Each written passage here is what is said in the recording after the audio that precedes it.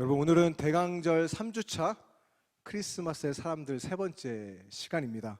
우리는 지난 2주간 살펴볼 인물들이 엘리사벳과 사가랴, 또 마리아와 요셉을 살펴보았습니다.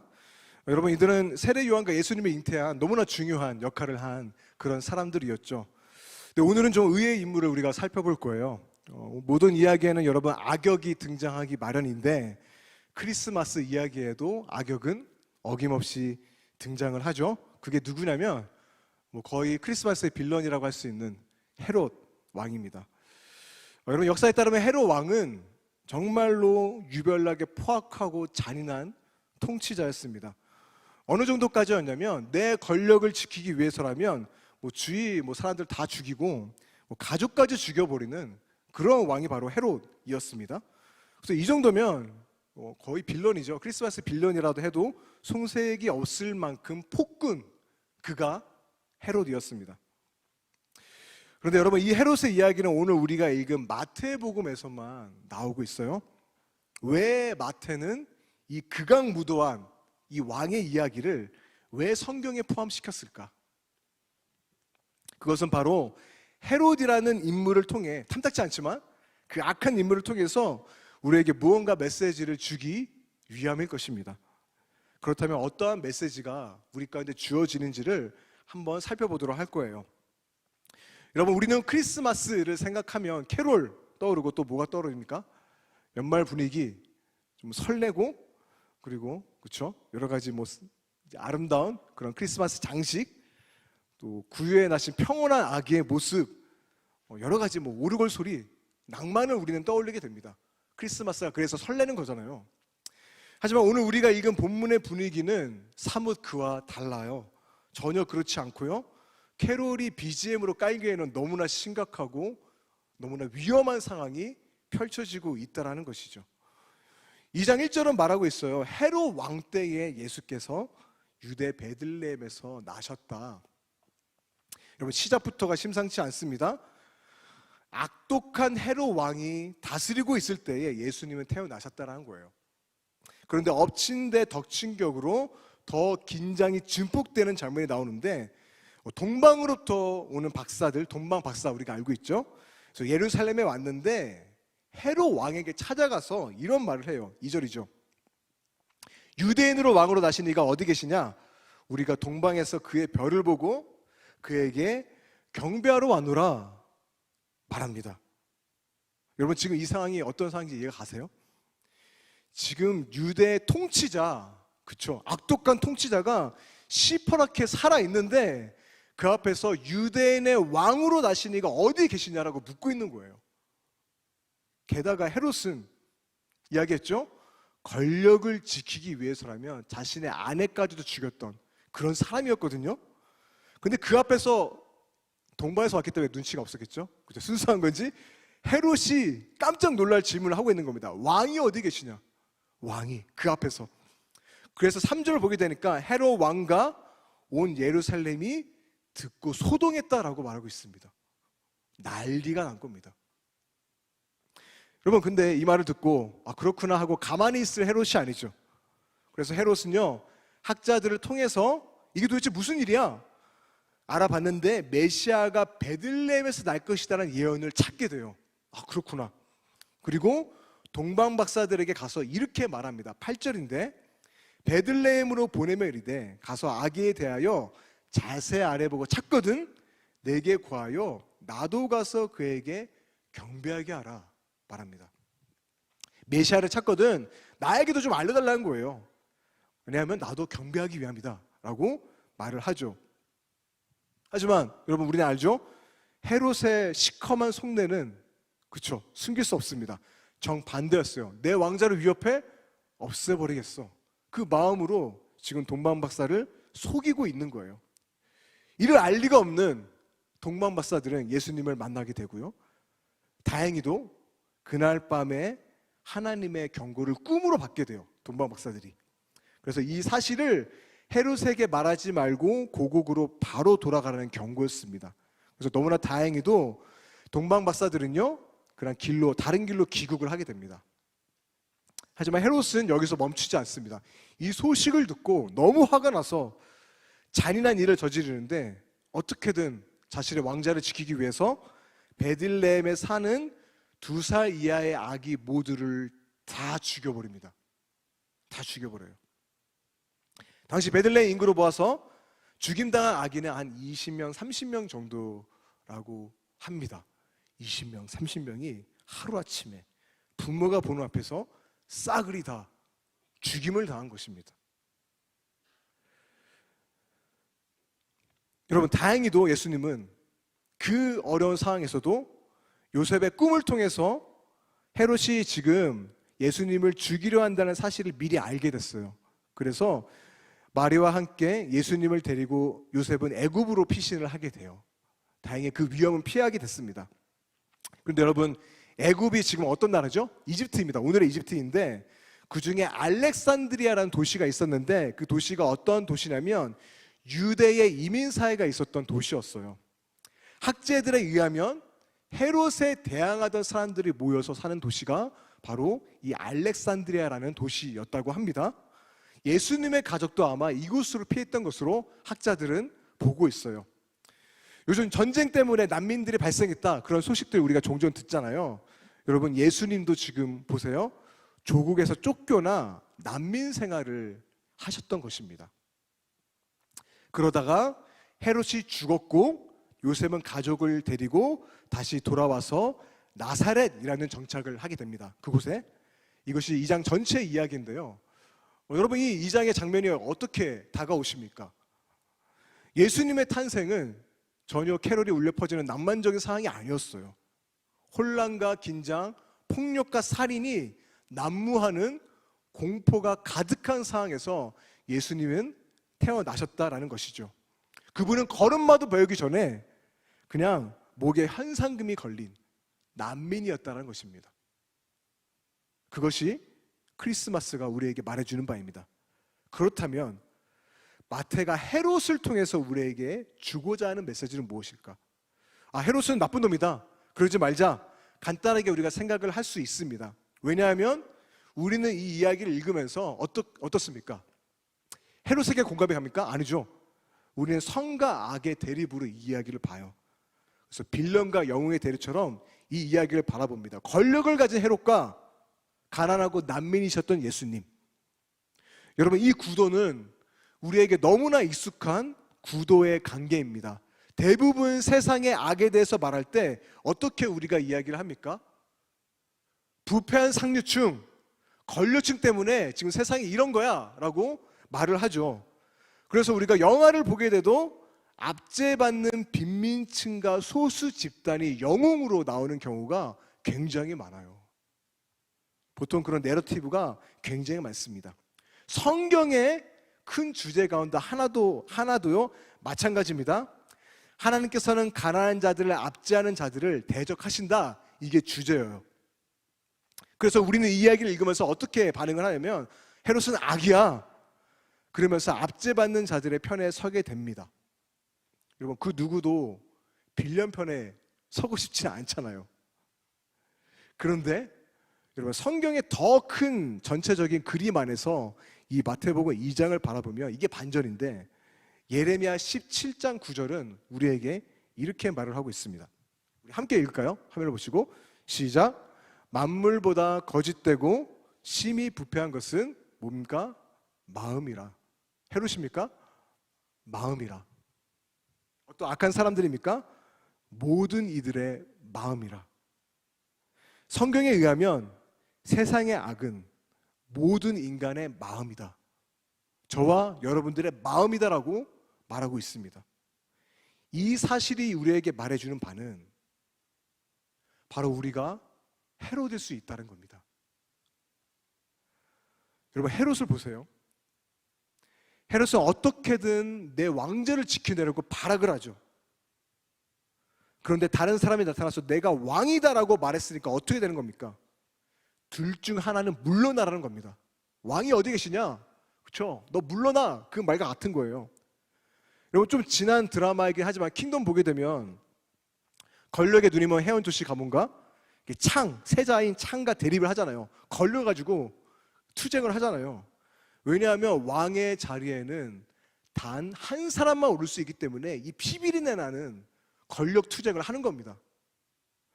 여러분, 헤롯이 예수님의 탄생을 듣고 소동한 이유가 이거예요. 왕이 태어난다. 이건 내 건자를 흔드는, 나를 위협하는 그런 소식이었기 때문입니다. 여러분, 바로 여기서 우리가 크리스마스 이면에 담긴 하나의 메시지를 발견할 수 있어요. 여러분, 예수님이 이 땅에 왕으로 오셨다는 것은 우리 모두가 내 삶의 왕자에서 내려와야 된다라는 메시지를 담고 있다는 것입니다. 이제 너의 삶의 주인은 너가 아니야.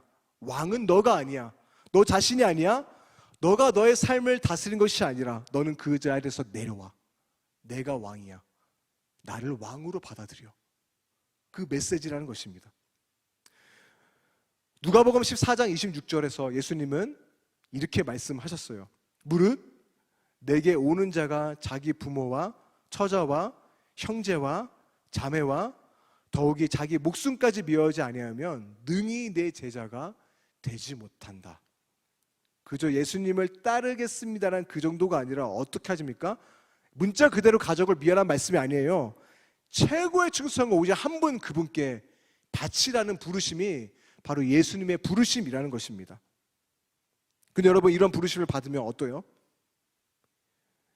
이 부담스러운 부르심은 우리 마음 가운데 필연적으로 깊은 저항감을 일으키게 합니다. 여러분, 어떠십니까? 기쁘십니까? 헤롯처럼 저항감이 일어나지 않나요? 여러분, 삶의 왕의 자리에서 내려와. 이제 너의 삶을 내가 접수한다. 그 말씀인 거예요. 여러분, 어떻습니까? 바울은 로마서 8장 7절과 8절에서 그 인간 마음의 본성 상태가 어떠한지를 이렇게 설명을 했어요. 자, 육신의 생각은 하나님과 원수가 된다. 이는 하나님의 법에 굴복하지 아니할 뿐 아니라 할 수도 없습니다. 우리가 그런 존재. 육신에 있는 자들은 하나님을 기쁘게 할 수 없다. 인간 마음이 바로 그거라는 겁니다. 여기서 하나님의 원수가 된다? 원어 표현은 적이, 증오입니다. 하나님을 미워하고 증오하는 게 인간 마음의 본성이라는 거예요. 여러분, 예를 들어서 누가 와서 사사건건 이래라 저래라고 한다면 여러분 마음 어때요? 엄청 짜증나죠? 그렇죠? 듣기 싫죠? 왜 나한테 이래라 저래라 해? 내 맘대로 할 거야. 그게 우리의 본성이잖아요. 잔소리 들으면 너무 짜증나잖아요. 왜 나한테 뭐라 그래? 그게 우리의 본성입니다. 적의와 증오를 품게 돼요. 여러분, 저도 마찬가지입니다. 왜냐하면 모든 인간은 내 인생의 주인이 되고 싶거든요. 내가 왕이 되고 싶거든요. 내 갈망, 내 꿈이 중요하거든요. 그렇잖아요. 여러분, 여러분의 삶 내 거라고 여기고 있잖아요. 내줄 수 있겠습니까? 근데 누가 와서 내가 너의 삶을 접수하겠다, 내게 권한이 있다라고 주장하니까 헤롯과 같이 본능적으로 위협을 느끼고 적의와 증오를 품는 겁니다. 그런데 아까도 이야기했죠. 그 주장이 고만고만하면 괜찮아요. 근데 예수님은 삶 전체를 달라는 거예요. 이 부르심 앞에 우리의 마음은 굉장히 고민과 저항이 일어나는 것입니다. 그런데 여러분, 생각해 보세요. 온 세상을 지으신 왕이 우리의 삶을 주관할 권리가 있는 건 당연하잖아요. 하지만 우리는 끝까지 우리의 삶을 주장한다는 겁니다. 뺏기기 싫어서 버팅기고 있는 거죠. 그래서 우리 모두의 마음속에는 작은 헤롯이 있어요. 나를 지배하려 하고 나의 주권을 침해한다고 생각하면 칼을 세우고 내세우고 반항하는 겁니다. 오늘 헤롯 이야기는 우리 마음의 이 상태를 너무나 적나라하게 보여주고 있는 것입니다. 토머스 네이글이라는 철학자가 있는데, 제가 그렇게 뭐 잘 아는 사람은 아니에요. 이번에 설교 준비하다가 알게 된 사람입니다. 이 사람은 하나님의 존재를 믿지 않는 무신론자입니다. 근데 이분이 이러한 얘기를 했어요. 나는 무신론이 옳았으면 좋겠다. 내가 아는 가장 박식한 지성인들 중에서 일부가 종교 신자라는 사실이 나를 불편하게 한다. 나는 신을 믿지 않으며 당연히 내 신념이 옳기를 바란다. 아니, 나는 신이 없었으면 좋겠다. 신이 있는 게 싫다. 그런 우주는 싫다. 짐작컨대 이런 우주적 권위의 문제는 드문 일이 아니다. 여러분, 너무나 솔직한 고백이죠. 인간은 하나님의 주권 앞에 반감을 품을 수밖에 없다는 것을 바울의 언어로 지금 말하고 있는 거예요. 하나님과 원수가 된 그 모습을 보여주고 있는 겁니다. 그래서 내 이 글은 말합니다. 신의 존재 여부 앞에서 아무렇지 않게 반응한 사람은 있을 수 없다라는 거예요. 왜냐하면 삶이 달린 문제니까. 신이 없다면 내 마음대로 살아갈 수 있잖아요.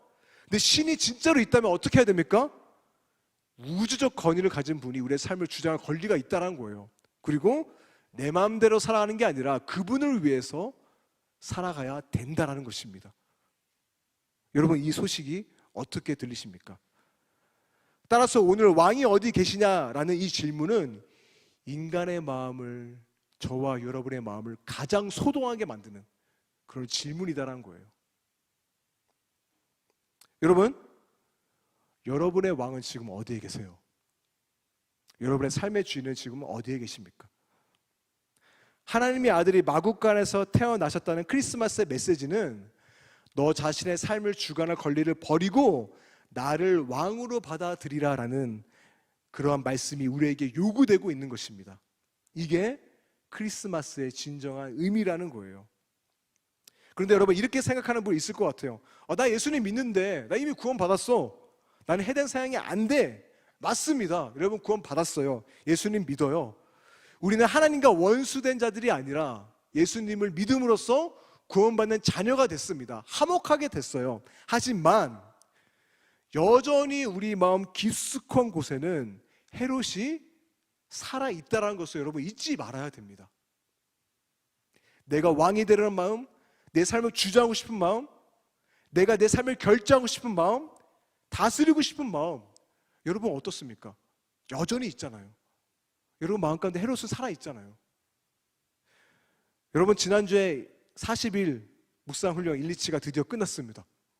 꾸준히 한 사람도 있을 테고 40일 동안 완전한 사람도 있을 테고 다양한 사람들이 있을 거라고 저는 생각이 듭니다. 근데 여러분, 40일 동안 묵상하면서 느낀 게 혹시 뭐예요? 저는요, 뭘 느꼈냐면 내가 얼마나 하나님과 시간을 보내고 싶어 하지 않는지, 내가 얼마나 기도하고 싶어 하지 않는지 내 죄성을 적나라하게 바라보는 40일이었습니다. 내가 진짜 죄인이구나. 왜 이렇게 빛 가운데 거하기 싫어하지? 말씀이 빛이잖아요. 근데 매일 아침 빛 가운데 서니까 내 어둠이 더 짙게 깔리는 겁니다. 나 진짜 연약한 자구나. 내 안에 헤롯이 더 보여요. 여러분, 그렇습니다. 평상시에는 모릅니다. 그런데 내가 하나님의 뜻을 행할 거야 라고 결단하면 할수록 어떻습니까? 시험이 들고 어려워지고 내 마음의 연약함이 막 드러납니다. 왜냐하면 우리 안에 있던 잠잠하던 헤롯이 깨어나는 거예요. 왕자의 자리를 요구하니까 헤롯이 소동하는 거예요. 우리의 삶을 계속해서 분노하게 만드는 겁니다. 사도 바울도 로마서 7장 15절에서 이렇게 말했습니다. 곧 내가 원하는 것은 행하지 아니하고 도리어 미워하는 것을 행한다. 여러분, 누구의 고백이 아니라 사도 바울의 자신의 고백이에요. 이 위대한 사도도요, 나는 지금 마음 가운데 있는 헤롯과 싸우고 있다라고 고백하고 있다라는 것입니다. 하물며 우리는 얼마나 치열한 싸움 가운데 있다라는 것이겠습니까? 우리 마음 가운데는 여전히요, 구원받았지만 여전히 제한된 모성이 자리를 잡고 있다라는 거예요. 그렇다면 우리는 이렇게 또 생각을 할 수 있을 것 같아요. 예수님을 믿는 것과 약자들이 권력 앞에 제압당하는 것과 다를 바가 뭐냐? 좀 비인간적인 거 아니냐? 헤롯이 권력을 지키듯이 예수님도 자신의 권위를 그렇게 사용한 게 아니냐? 그렇게 저항감이 일어나고 적이가 드는 게 아니냐? 반문할 수 있겠죠. 똑같은 권력 싸움 아니냐? 그런데 여러분, 잘 보세요. 크리스마스는 예수님이 어떤 왕으로 오셨는지를 오늘 우리에게 말하고 있습니다. 어떻게 오셨습니까? 그분은 헤롯처럼 힘과 권력을 가지고 위세를 떨치는 정복하는 용사의 모습으로 오지 않았어요. 가난한 집에서 작디 작은 연약한 아기를 태어나서 섬기다가 우리를 위한 대성물로 죽으신 왕으로 오셨다. 이게 크리스마스의 메시지입니다. 여러분, 세상을 구원할 메시아가 이렇게 올 줄은 아무도 예상을 하지 못했던 것이죠. 여러분, 이것은 우리의 가치관을 완전히 뒤엎는 엄청난 충격입니다. 여러분, 예수님은 세상이 예상했던 왕처럼 우리 가운데 오시지 않았어요. 그렇게 행동하시지 않았습니다. 예루살렘 출신도 아니었어요. 지금으로 말하면 서울 출신, 어떤 중심지의 출신이 아니었어요. 명문 가정, 기독교, 정통 그런 출신도 아니었습니다. 완전히 시골 촌뜨기 나사렛 출신이었어요. 그분이 근데 세상이 구원할 메시아라는 겁니다. 그런데 여러분, 세상은 그런 식으로 돌아가지 않잖아요. 이건 당연한 게 아닙니다. 세상은 언제나 재능 있고 강한 자가 승리를 합니다. 그렇죠? 1등이 모든 것을 차지하는 것이 오늘 우리가 살아가는 세상이고, 우리도 은근히 그걸 받아들이잖아요. 어쩔 수 없지. 강자가 약자를 잡아먹고 가난한 자들은 그저 태어나 고통받으며 살아가는 것, 우리가 살아가는 현실 아닙니까? 영향력 있고 팔로워수가 많은 사람들이 각광을 받는 시대예요. 그렇죠. 근데 여러분, 성경을 보시기 바랍니다. 하나님은 정반대로 일하세요. 이게 이해할 수 없어요. 여러분, 창세기 보게 되면 두 가지 문화적인 철칙이 있었는데, 첫 번째가 무엇이냐면 여성의 가치를 미모와 다산으로 판단했다고 합니다. 그렇죠? 아이를 많이 낳을수록 이 여인은 영웅으로 칭송을 받았어요. 왜냐하면 자녀가 많다는 것은 경제적인 성공을 의미했고, 또 자녀를 군대로 많이 보낼 수 있기 때문에 군사적인 성공을 의미했고요. 가문의 이름을 이어갈 확률이 높잖아요. 그런 면에서 아이를 많은 여인은 거의 영웅처럼 대접을 받았어요. 따라서 그에 비해서 불임의 여인들은요, 부끄러움의 대상들, 수치를 받는 대상들이었다는 겁니다. 아무도 이 여인들을 바라지 않았어요. 하지만 하나님께서는 그 여인들을 쪽지기처럼 찝으시고 선택하시고 그 태를 여셔서 그분의 역사를 이루십니다. 여러분 보세요. 하나님은 아브라함의 아내 사라를 선택하셨고, 이삭의 아내 리브가를 선택하셨고, 사무엘의 어머니 한나를 선택하셨고, 그리고 우리가 살펴보았듯이 세례 요한의 어머니, 불임이었던 여인이죠, 엘리사벳을 선택하십니다. 두 번째 창세기 문화적인 철칙 중에 두 번째 철칙은 뭐냐면, 첫째 아들에게 모든 재상을 상속하는 장자권 제도였습니다. 그렇기 때문에 둘째, 셋째 아들은 그냥 쭈그러 있어야 돼서 아무것도 물려받지 못했습니다. 하지만 창세기를 보게 되면 어떠합니까? 하나님이 쓰신 사람은 첫째가 아니라 신기하게도 다 동생이었어요. 가인 대신 아벨을, 이스마엘 대신 이삭을, 에서 대신 야곱을 선택하셨고, 11명의 형들 다 두고서 막내인 다윗을 굳이 선택하시죠. 여러분, 하나님은 예루살렘 출신이 아니라 변방의 나사렛 출신을 지금 선택하고 계신 것입니다.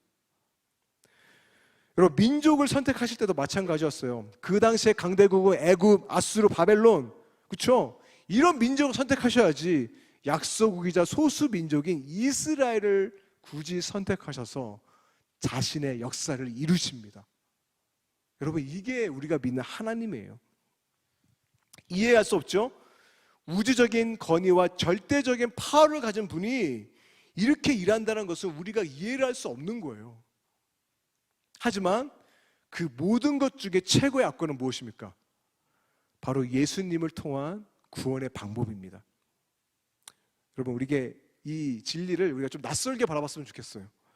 여러분, 예수님의 제자들은 예수님께 이렇게 물었습니다. 예수님, 언제쯤 왕의 자리에 오를 거예요? 언제쯤 건자에 오르겠습니까? 제자들은 예수님께서 왕자에 오르셔서 자기가 좀 옆자리 좀 우편에 앉고 싶어서 그것을 바랬습니다. 근데 여러분, 제자들뿐만 아닙니다. 우리도 마찬가지 아닌가요? 하나님, 언제쯤 교회가 좀 힘을 얻고 영향력을 얻어서 모든 나라를 기독교 왕국으로 만들겠습니까? 이 땅에서 성공하고 영향에 있는 높은 자리에 올라가야 하나님께 영광을 올려드릴 수 있지 않겠습니까? 우리도 마찬가지잖아요. 왜 이렇게 일하시지 않습니까? 그런데 예수님의 대답은 언제나 이랬습니다. 너희는 하나님의 나라가 이 땅 가운데 어떻게 임할지 전혀 모르고 있다. 이해하지도 못하고 있다. 나는 모든 권력을 잃을 것이고 죽음으로써 세상을 구원할 거야. 그분의 방법이었어요. 여러분, 하나님의 나라의 그 왕권은 승리자의 모습이 아니었습니다. 예수님께서는요, 승리의 왕자로 올라간 게 아니라 죽음의 자리로 내려가셨습니다. 그리고 결국 십자가에 못 박혀 죽으셨죠. 여러분, 가시면류관에 쓰신 왕, 십자가를 왕의 보좌로 삼으신 왕, 그분이 바로 예수 그리스도이시라는 것입니다. 그렇게 여러분, 여기에 세 가지 중요한 의미가 있는데요. 첫 번째는 우리가 그분을 믿는 우리는요, 그분의 나라를 들어가는 방식도 마찬가지입니다. 탁월함으로 들어가는 게 아니에요. 내가 노력해서 내가 어떠한 자격이 돼서 구원을 이루는 게 아니라 어떻게 그 나라로 갈 수 있습니까?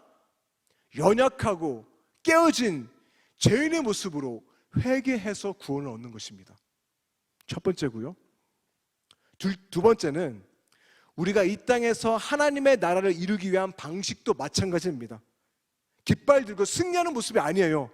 권력을 취하는 것이 아니에요. 예수님을 따르는 우리는 예수님과 같이 권력을 내려놓고 대갚지 않고 용서하고 희생하고 선교하는 것입니다. 이게 우리가 가야 할 길입니다. 마지막 세 번째는요, 이제 우리는 세상을 바라보는 관점도 바뀌게 됩니다. 구원을 받은 우리는 이 관점이 바뀌게 돼요. 그게 뭐냐면 우리는 탁월하고 유능하고 성공한 사람들을 무작정 우러러보고 떠받들지 않죠. 그렇죠? 부자와 권력자들 앞에서 비굴하게 비위를 맞출 필요도 없습니다. 여러분, 오해하지 마세요. 그들을 미워하라는 게 아니에요. 똑같이 사랑하고 섬겨야 합니다. 하지만 사회적인 지위와 권력과 재력을 숭배하는 그런 속물, 그런 찌질이가 되어서는 안 된다는 거예요. 왜냐하면 하나님의 방법이, 구원의 방법이 어떠한지를 알기 때문에. 그래서 우리는 어떠합니까? 기독교인들은 가난하고 소외된 자들을 찾아가서 손을 피는 겁니다. 그들을 도와야 돼요. 사랑으로 섬겨야 돼요. 그게 예수님을 믿는 것이고 그분을 따르는 제자의 모습입니다.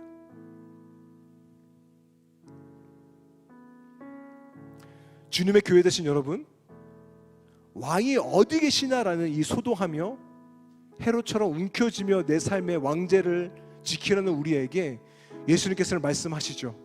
권력을 내려놓은 섬기는 왕으로 오셔서 우리에게 말씀하십니다. 그분은 우리의 삶을 힘으로 착취하고 빼앗기 위해 오신 것이 아니라 우리를 죄에서 구원하기 위해서 사랑으로 오신 겸손의 왕이십니다. 여러분의 삶의 왕자를 그분께 다시금 내어드리시기를 바랍니다. 내어드리세요. 사랑의 왕이신 그분께 내어드리세요. 오셔서 하나님 왕으로 자정하셔서 내 삶을 다스려 주십시오. 다시금 고백하시기를 바랍니다. 그래서 내 안에 있는 헤롯을 쫓아내버리고 진정한 왕이신 예수 그리스도를 나의 왕으로 삼으시는 우리 모두가 되었으면 좋겠습니다. 여러분, 제가 이야기했죠. 대강절은 예수님을 탄생을 맞이하면서 다시 오실 주님을 기대하는 절기라고 했습니다. 오랫동안 기다리던 메시아가 이 땅에 나셨듯이 예수님께서는 그 왕권을 완성하기 위해서 다시금 오실 거예요. 그래서 저는 오늘도 설교를 마무리하면서 C.S. 루이스의 글을 인용하고자 합니다. 제가 꽃간처럼 너무나 좋아서 하나씩 그때그때 빼먹으면서 읽는 글입니다. 순전한 기독교 2부의 하나님의 침공이라는 챕터에 실려있는 글인데 제가 읽어드리도록 하겠습니다. 루이스는 이렇게 말을 해요. 여기서 예수님이 이 땅에 처음 오실 때 왜, 그분이 왕인데 왜 대군을 이끌고 침공하지 않고 연약한 악의 모습으로 오셨는지 설명하면서 이러한 말을 하는 거예요. 하나님은 왜 적군이 점령한 이 세상에 대군을 이끌고 침공하시지 않습니까? 그만큼 강하지 못해서입니까? 아닙니다. 그리스도인들은 때가 되면 하나님이 대군을 이끌고 오시리라고 생각하고 있습니다. 그때가 언제인지는 모릅니다. 그러나 그가 지체하시는 이유는 짐작할 수 있습니다. 그는 자진해서 그의 편에 가담할 수 있는 기회를 우리에게 주고 계신 것입니다. 하나님은 틀림없이 세상을 침공하실 것입니다. 이 순간은 우리가 평생 두드렸던 문이 마침내 열리는 순간이며 바로 세상이 끝나는 날입니다. 극작가가 무대 위로 걸어 나오면 연극은 끝난 것입니다. 그때 하나님은 변장하지 않은 모습으로 나타나실 것입니다. 자연계 전체가 하룻밤 꿈처럼 사라지고 그 전까지 한 번도 생각지 못했던 무언가가 밀고 들어오는 것을 보게 될 그날에 그 모습은 너무나도 압도적이었어요. 피조물들은 저마다 거역할 수 없는 사랑에 뒤덮이든지 거역할 수 없는 공포에 뒤덮일 것입니다. 그때서야 어느 편에 설 것인지 선택하려 들면 이미 늦습니다. 왜냐하면 그때는 선택의 때가 아니기 때문입니다. 그때는 우리가 참으로 어느 편을 선택했는지 드러나는 때이고 우리가 그 사실을 전에도 알았는지 몰랐는지 깨닫게 되는 때입니다. 지금 오늘 이 순간이야말로 오른편을 선택할 수 있는 기회의 때입니다. 하나님은 바로 지금 이 기회를 주려고 잠시 지체하고 계신 것입니다. 그러나 영원히 지체하시지는 않을 것입니다. 우리는 지금 이 기회를 잡든지 버리든지 둘 중에 하나를 택해야 합니다. 더 디사이플 공동체 여러분, 이 사랑의 왕으로 오신 예수님이 우리의 삶을 산 가운데 오셔서 왕으로 모시라고 우리를 부르시고 계십니다. 여러분, 어떠한 편을 선택하시겠습니까? 저는 악의 모습이 아닌 위험 있는 왕의 모습으로 다시 오실 예수님을 맞이할 때 두려움이 아니라 기쁨으로 맞이하며 찬양하는 저와 여러분들이 되시기를 바랍니다. 그래서 여러분, 예수 그리스도를 나의 구원자로 받아들이고 나의 왕으로 받아들이고 교회 다니는 것으로 만족하지 말고 내 삶을 예수님께 온전히 올려드리는 저 여러분들 되시기를, 진짜 제자로 불릴 수 있는 그런 자들로 살아가시기를 주님의 이름으로 축복합니다.